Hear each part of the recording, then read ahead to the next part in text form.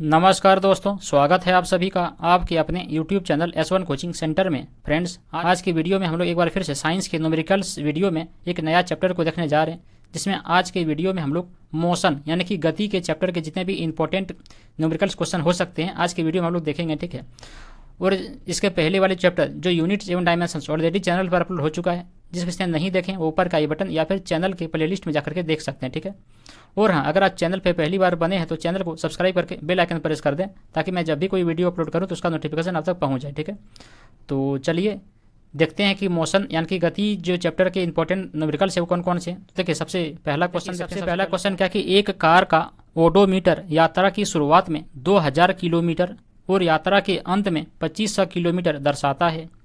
यदि यात्रा 5 घंटे में चली तो मीटर प्रति सेकेंड में कार की औसत गति की गणना करें। ठीक है, तो देखिए, सबसे पहली बात जान लीजिए कि आखिर औसत जो गति होता है, जो औसत चाल होता है, उसका फॉर्मूला क्या होता है। उसका फॉर्मूला होता है क्या कि कुल दूरी। ठीक है, कुल दूरी बटे क्या होता है, कुल समय होता है। ठीक है, कुल दूरी बटे क्या होता है, कुल समय होता है। तो यहाँ पे देखिए कुल दूरी, यहाँ पे देखिए सबसे पहली बार सवाल में क्या बोला था कि जो उसका शुरुआत में जो है ना वो 2000 किलोमीटर चला था और अंत में कितना चला था, 2500 किलोमीटर चला था। तो देखिए शुरुआत और अंत दोनों का डिफरेंस कितना है, यानी कि यहाँ पे जो D2 है और ये जो D1 है, दोनों में डिफरेंस कितना है, तो कितना का डिफरेंस है। उसका देखिए टोटल टाइम यहाँ पे कितना था, 5 घंटा था। यहाँ पे 5 घंटा लगा दिए। तो देखिए यहाँ पे अंतिम में कितना था, 2500 किलोमीटर, और यहाँ पे शुरुआत में कितना था, 2000 किलोमीटर। तो 2500 में से जब 2000 माइनस करेंगे तो कितना बचेगा, फाइनली 500 किलोमीटर चलना है। और 500 किलोमीटर चलने में कितना घंटा लगा था, 5। तो जब 500 को 5 से डिवाइड करेंगे तो कितना होगा, 100 हो जाएगा। और ये 100 किस में आया, ये आपका आया किलोमीटर पर घंटे में आया। ठीक है, लेकिन सवाल में क्या बोला है कि मीटर पर सेकंड में निकाला जाता है। ठीक है, लेकिन सवाल में क्या बोला कि मीटर पर सेकंड में निकालना है। तो देखिए किसी भी सवाल, देखिए जब किसी को, ठीक है, यहाँ से देखिए बताते हैं, जब किसी को किलोमीटर पर घंटा को जब मीटर पर सेकंड में चेंज करा जाता है तो क्या होता है, 5/18 से गुना कर दिया जाता है। ठीक है, लेकिन यही तो इसका ऑपोजिट होता है। क्या होता है कि जब मीटर पर सेकेंड को किलोमीटर पर घंटा में चेंज करा जाता है तो क्या होता है, वो 18/5 से गुना करा जाता है। ठीक है, इसी का रिवर्स कर दीजिए। तो यहाँ पे देखिए ये 100 किलोमीटर पर घंटा था और ये किस में था, ये किलोमीटर पर घंटा में था, जिसको मीटर पर सेकंड में चेंज करना है।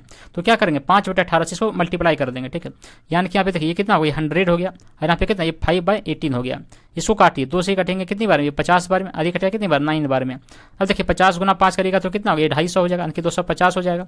और 250 को जब 9 से डिवाइड करेंगे ना तो कितना आएगा, देखिए इसका अप्रॉक्स में आएगा कितना, तो 27.77 आएगा। ठीक है, यानी कि देखिए कहाँ पर इस तरह का है, आपका ऑप्शन 2 में है, तो ऑप्शन 2 तब राइट आंसर हो जाएगा। ठीक है, तो बेसिकली यहाँ पे याद क्या रखना था कि देखिए सबसे पहली बात तो फॉर्मूला कि औसत चाल बराबर क्या होता है, कुल दूरी बटे कुल समय होता है। पहला बात ये याद रखना है। ठीक है, उसके बाद दूसरा क्या याद रखना है कि यहाँ बोला कि किलोमीटर पर घंटा को मीटर पर सेकंड में चेंज करा जाता है तो 5/18 से मल्टीप्लाई करा जाता है। और इसी का रिवर्स, जब मीटर पर सेकंड को किलोमीटर पर घंटा में चेंज करा जाता है तो 18/5 से मल्टीप्लाई करा जाता है। ठीक है, ये दोनों यहाँ पे याद रखना है। उसके बाद अगला सवाल देखिए क्या क्या कि एक गेंद को 49 मीटर पर सेकेंड के वेग से लंबवत ऊपर की ओर फेंका जाता है।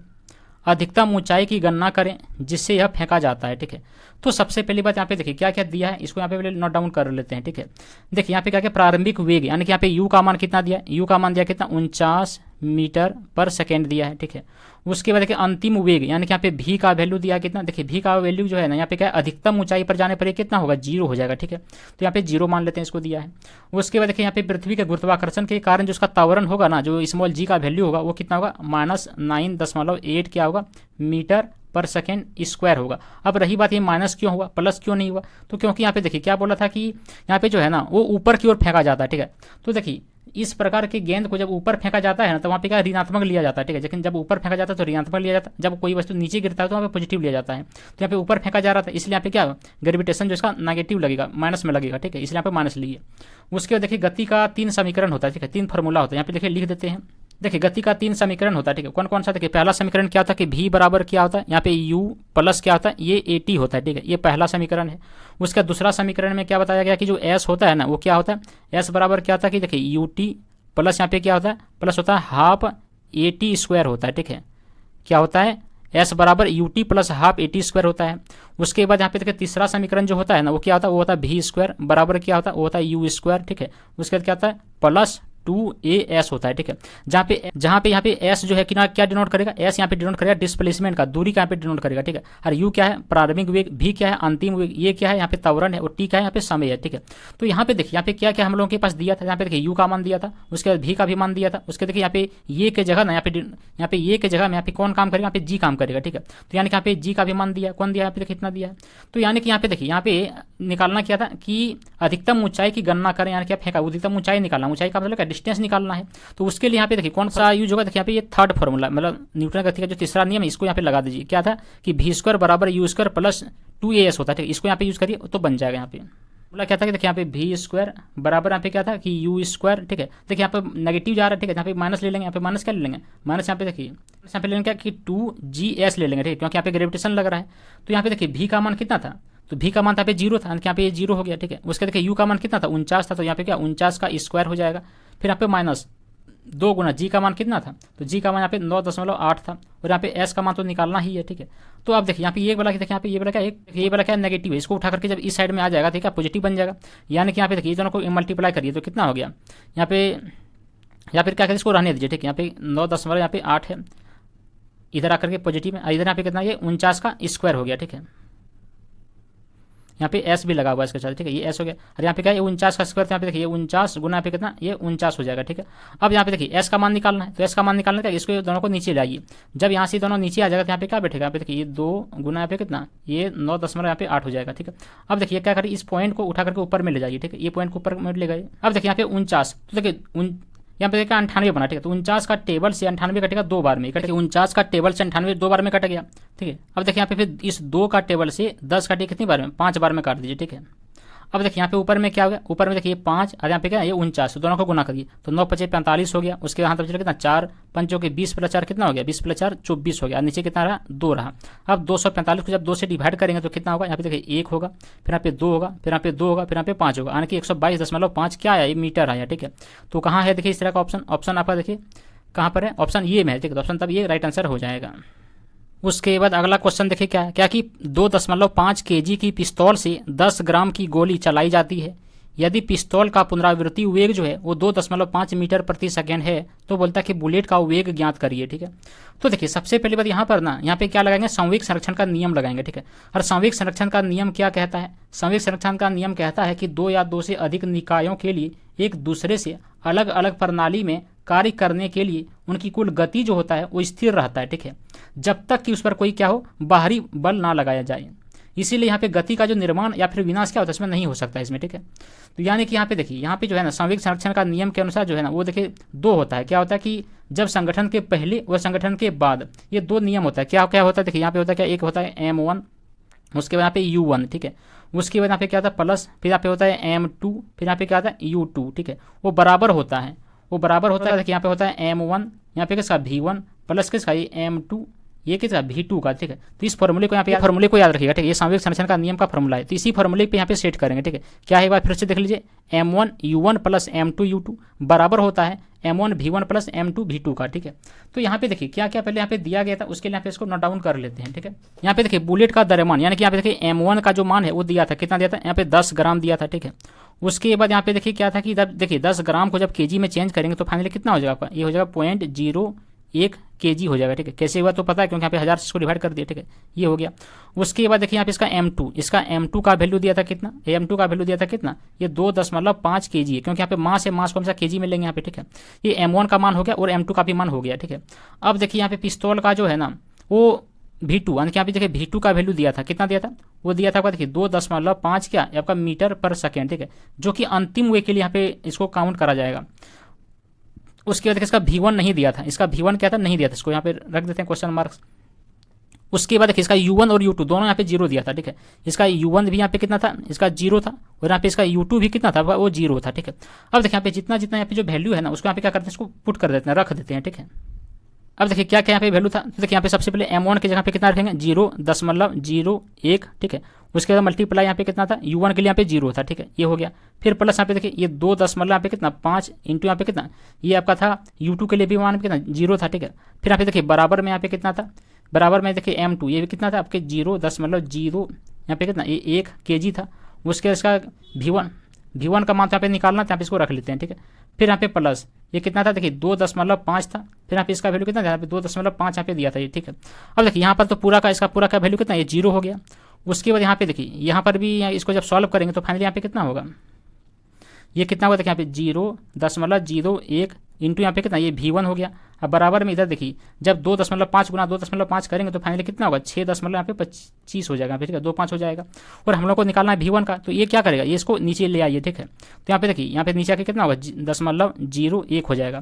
तो यहाँ पर भी देखिए ये पॉइंट ऊपर में जाएगा यहाँ पे कितना 100 बन जाएगा, और ये पॉइंट भी यहाँ पे नीचे आएगा तो यहाँ पे भी 100 बन जाएगा। तो यहाँ पे देखिए दोनों यहाँ पे 0 कट जाएगा। फाइनली ऊपर में कितना बना 625 बना, नीचे तो 1 बनेगा, यानी कि फाइनली इसका जो V1 का वैल्यू आएगा वो कितना आएगा 625 क्या मीटर पर सेकंड आ जाएगा, ठीक है। तो यानी कि हम यहाँ पे कह सकते हैं कि जो बुलेट का वेग होगा ना वो 625 मीटर पर सेकंड हो जाएगा, ठीक है। तो ये इसका राइट आंसर हो जाएगा। तो कहाँ पर है देखिए आपका ऑप्शन 1 में, तो ऑप्शन 1 तब राइट आंसर हो जाएगा। उसके बाद अगला सवाल देखिए क्या कि लंबवत ऊपर फेंकी गई गेंद 6 सेकंड के बाद फेंकने वाले के पास लौट आती है, वह वेग ज्ञात करिए जिसके साथ इसे फेंका गया था, जिसमें से जी का वैल्यू लेना कितना 10 मीटर पर सेकंड स्क्वायर लेना है, ठीक है। देखिए जब भी सवाल में ना जी का वैल्यू आपको अराउंड 10 नहीं लेने के लिए बोला तब तक आप नहीं ले सकते हैं, ठीक है। तो उसके लिए आप कितना ले सकते हैं 9.8 ले सकते हैं, एक्चुअल में ही होता है। लेकिन जब सवाल में बोल दे कि उसका राउंड ऑफ ले लीजिए 10 तो आप ले सकते हैं, ठीक है। कभी कभार अगर कैलकुलेशन ज़्यादा हो जाता है तो वहाँ पर आप लेकर उसका अप्रोच से आंसर निकाल सकते हैं, ठीक है। तो यहाँ पे देखिए यहाँ पे बोल दिया गया था कि उसका राउंड ऑफ लेके 10 सॉल्व करना है। तो यहाँ पे देखिए सवाल में क्या बोला था कि लंबवत ऊपर फेंकी गई 10 सेकंड के बाद फेंकने वाले के पास लौट आता है, तो वह वेग ज्ञात करना है जिसके पास इसे फेंका गया था, ठीक है। तो सबसे पहली बात यहाँ पे देखिए ऊपर और नीचे जाने का जो समय है ना यहाँ पे कितना हो जाएगा, यहाँ पे 6 सेकंड हो जाएगा, ठीक है। यानी कि यहाँ पे टी का वैल्यू ये हो गया। उसके बाद देखिए यहाँ पे क्या है कि मान लेते हैं कि जो गेंद का प्रारंभिक वेग है जो क्या है u है, ठीक है। उसके बाद देखिए कि यहाँ पे विस्थापन की जो यहाँ पे एस था ना वो विस्थापन डिस्प्लेसमेंट कितना था वो 0 था। और इसके बाद यहाँ पे गुरुत्वाकर्षण का जो त्वरण यानी यहाँ पे जो जी वैल्यू होगा वो कितना होगा, वो यहाँ पे देखिए -10 होगा क्योंकि यहाँ पे ऊपर फेंका जा रहा है, ठीक है। तो ये 10 क्या मीटर पर सेकंड यहाँ पे स्क्वायर हो जाएगा।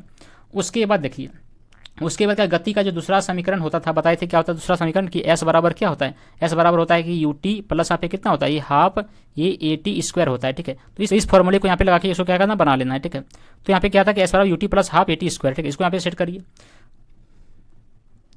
तो यानी कि यहाँ पे देखिए ये एस का मान यहाँ पे 0 दिया था, ठीक है। उसके बाद देखिए यहाँ पे यू, उसके बाद यहाँ पे कितना ये 6 था, उसका फिर माइनस यहाँ पे कितना ये 1/2, उसके बाद यहाँ पे कितना देखिए ये 1/2 10 गुना पे 6 पर स्क्वायर, ठीक है। यहाँ पे टाइम था यहाँ पे।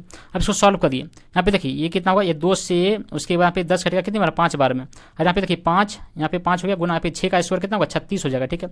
और ये कितना आएगा इसको इंटू करने पर 180 हो जाएगा। ये 180 को देखिए यहाँ पे ये माइनस वाला में यहाँ पे माइनस है, इसको उठा कर जब इस साइड में ले आएंगे तो प्लस 180 हो जाएगा।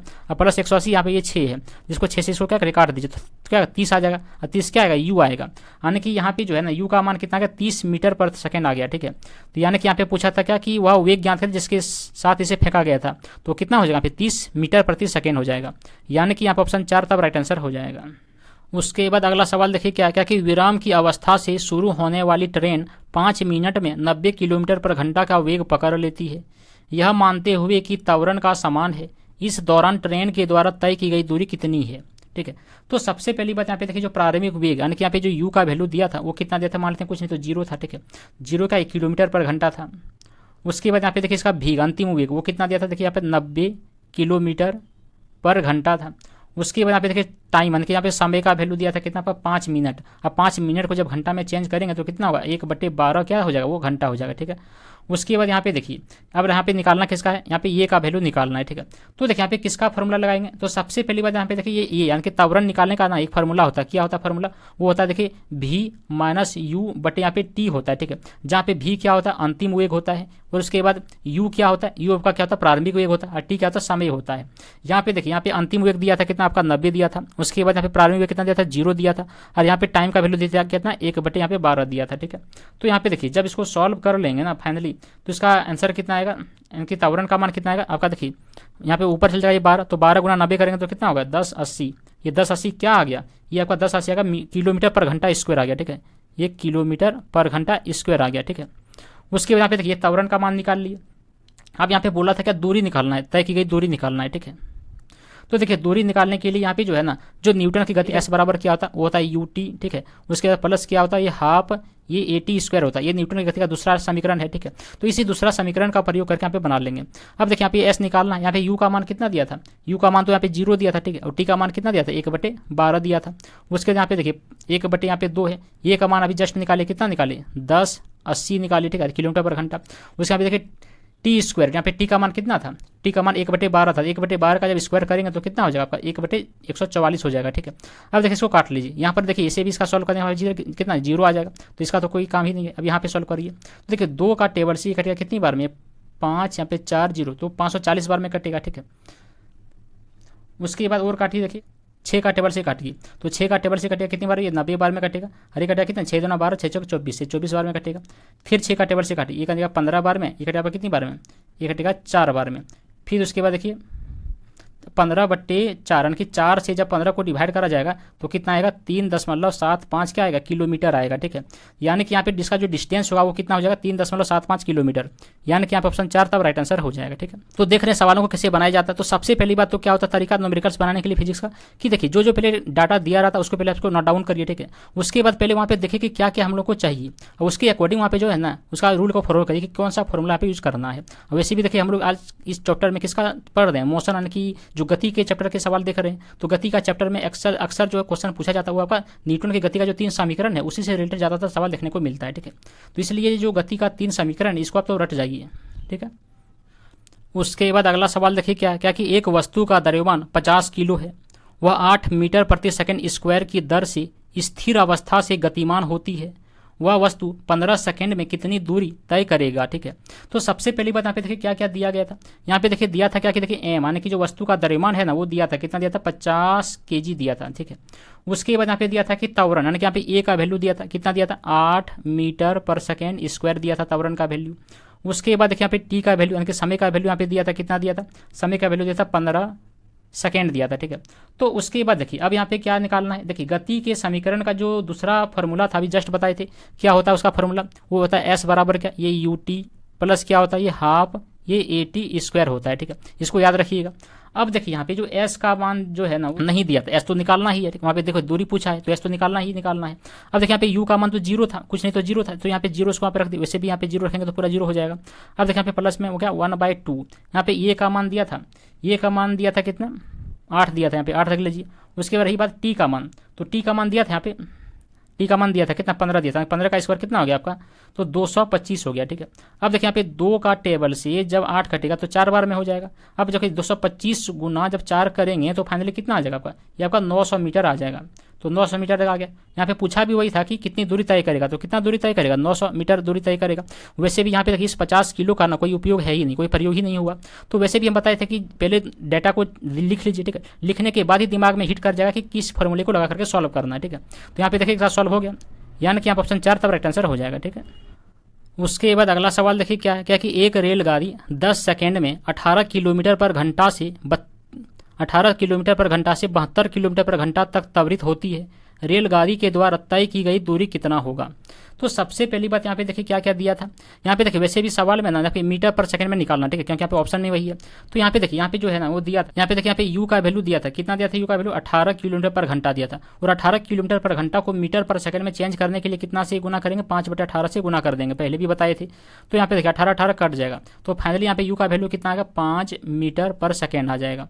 उसके बाद यहाँ पे देखिए भी का वैल्यू दिया था, कितना दिया था 72 किलोमीटर पर घंटा दिया था। तो 72 किलोमीटर पर घंटा को फिर से जब मीटर पर सेकंड में चेंज करेंगे तो 5/18 से मल्टीप्लाई कर देंगे तो ये कट जाएगा। तो फाइनली देखिए 5 चौके कितना हो गया, 5 चौके 20 हो गया। अरे 20 कितना हो गया, 20 आपका मीटर पर सेकंड हो गया। अब देखिए ये तो अंतिम वेग निकला, ये पहला वेग निकला। अब देखिए यहाँ पे त्वरण यानी कि त्वरण निकालने का ये का फॉर्मूला क्या होता है, फॉर्मूला होता है कि भी माइनस यहाँ पे यू बट यहाँ पे टी होता है, जहाँ पे भी का वैल्यू कितना दिया था आपका 20 दिया था, यू का वैल्यू कितना था 5 था, और टी का मान यहाँ पे क्या करना है, टी का मान देखिए यहाँ पे दिया था 10 सेकंड, तो यहाँ पे 10 सेकंड दिया है। अब देखिए यहाँ पे 20 में से 5 जाएगा तो कितना 15 होगा, यहाँ पे 15 बटे यहाँ पे 10 हो गया। और जब 15/10 यानी कि इसका वैल्यू कितना होगा 1.5 आ गया। और 1.5 यहाँ पे क्या है 1.5 आपका ये यानी कि त्वरण का वैल्यू दिया गया है।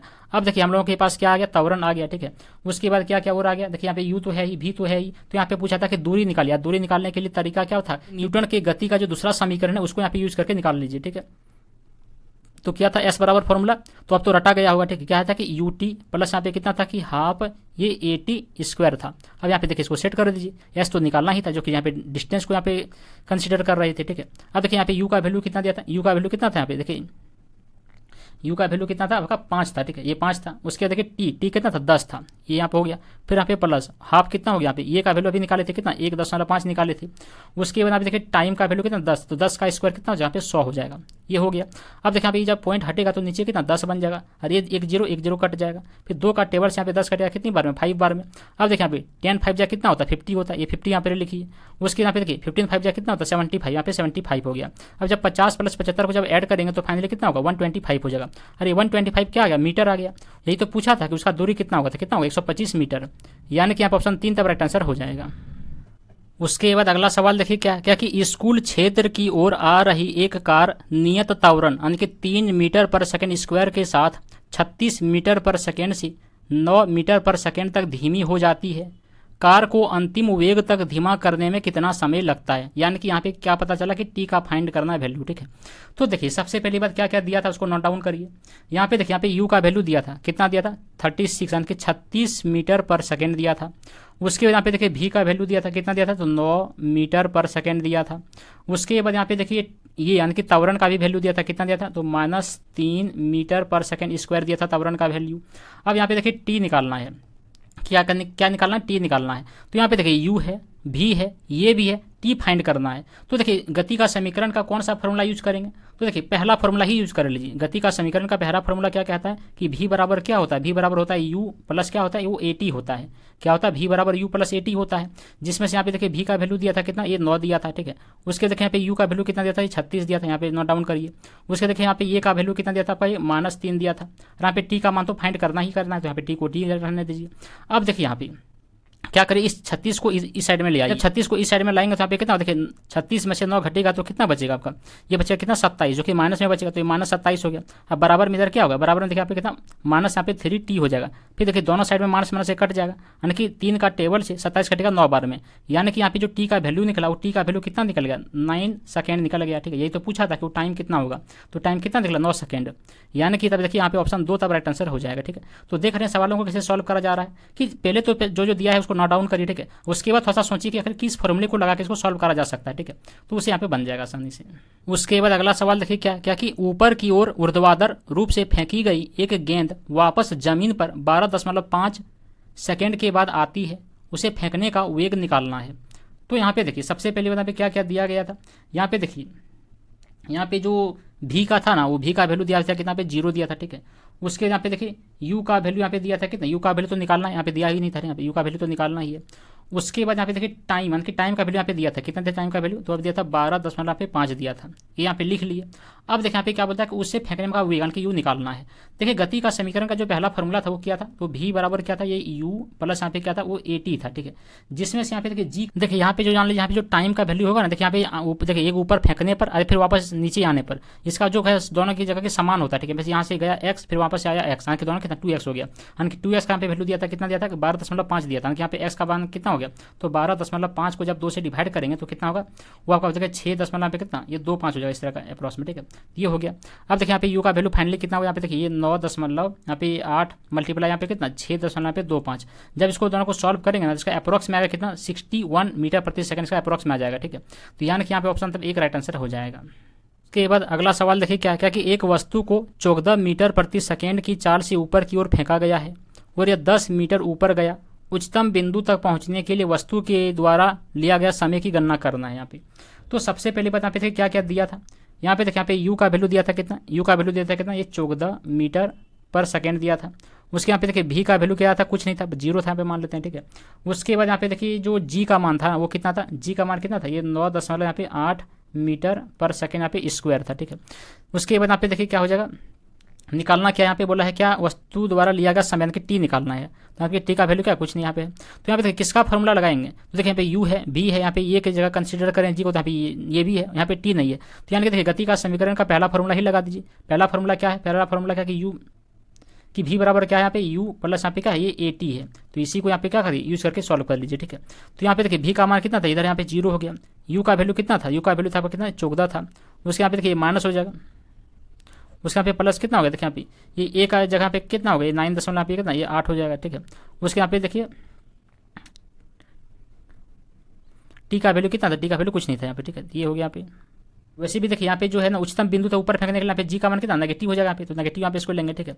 अब देखिए यहाँ पे क्या निकालना है, यहाँ पे टाइम निकालना है, तो यहाँ पे देखिए जब इसको माइनस को जब उस साइड में ले आएंगे तो प्लस में हो जाएगा, यानी कि ये ऊपर में 14 रहेगा, यानी कि ऊपर में कितना 14 होगा, नीचे कितना ये 9.8 हो जाएगा, और ये जब पॉइंट हटेगा तो ऊपर में 10 बनेगा। अब देखिए 7 का टेबल में 7 दूना 14 होगा, और यहाँ पे कितना 7 का टेबल में कटेगा कितनी बार में 14 बार में कटेगा, ठीक है। फिर 2 से कटेगा 7 बार में, यानी कि देखिए यहाँ पे 10 को जब 7 से डिवाइड करेंगे तो फाइनली इसका क्या आएगा अप्रोक्स में, तो अप्रोक्स में यहाँ पे 1.42 इसका सेकंड आएगा, ठीक है। तो यानी कि यहाँ पे ऑप्शन के अकॉर्डिंग जो है इसका आंसर कितना आएगा, देखिए 1.43 पर सेकंड, 1.43 सेकंड, ठीक है। यानी कि यहाँ पे ऑप्शन 2 तब राइट आंसर हो जाएगा।